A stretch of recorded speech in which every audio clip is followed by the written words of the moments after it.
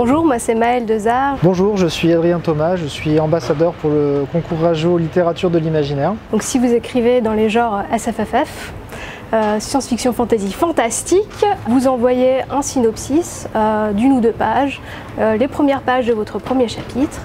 Vous avez jusqu'au 15 octobre pour le faire, après quoi Rajo, Adrien et moi nous sélectionnerons différents projets. Les 20 candidats et candidates pourront rencontrer Maëlle Dezard et moi-même dans les locaux Babelio en fin d'année à Paris.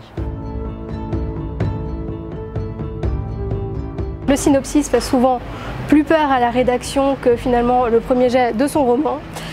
Vous avez raison, c'est flippant comme exercice. Mon conseil, ce serait, quand vous rédigez votre synopsis, de bien faire en sorte que la place occupée par les différentes parties de votre récit corresponde à ce que vous allez mettre dans le synopsis. Donc ne pas donner une page complète aux 15% de votre roman, mais bien au contraire faire en sorte que ça suive un petit peu le rythme de votre roman afin que l'éditeur, Adrien et moi-même, nous puissions un petit peu comprendre où vous alliez, où se situent les différents points en fait, d'avancement de votre roman. Je déconseille peut-être aussi d'aller trop dans la recherche de style à cette étape-là.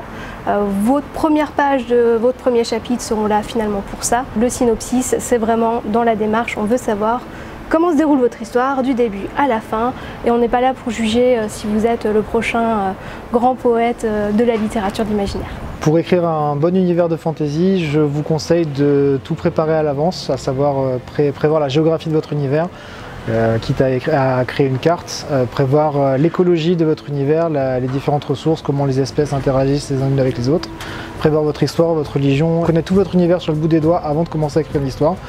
Par contre, c'est pas parce que vous avez votre univers qui est parfait que vous devez tout mettre dans votre roman. Il y a des choses qui sont non dites, il y a des choses qui sont pas importantes.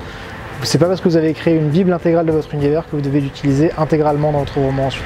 Dans le cadre du fantastique, je serais tentée de vous conseiller de peut-être déplacer votre récit des grandes villes dans lesquelles se situent habituellement ces récits. Donc je pense principalement aux villes américaines, aux villes anglaises finalement, où on a beaucoup de vampires qui se baladent à Oxford ou ce genre de choses-là.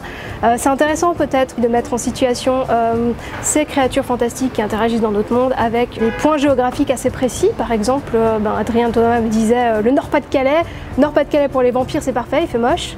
Ce genre de choses-là, peut-être décaler un petit peu tout ça pour donner un petit coup de frais et éviter peut-être de rentrer dans des clichés qui ont été déjà éculés, revus, etc.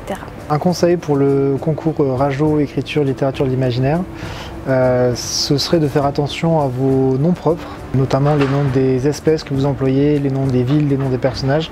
Faites attention à ce que ça ne ressemble pas à un catalogue Ikea.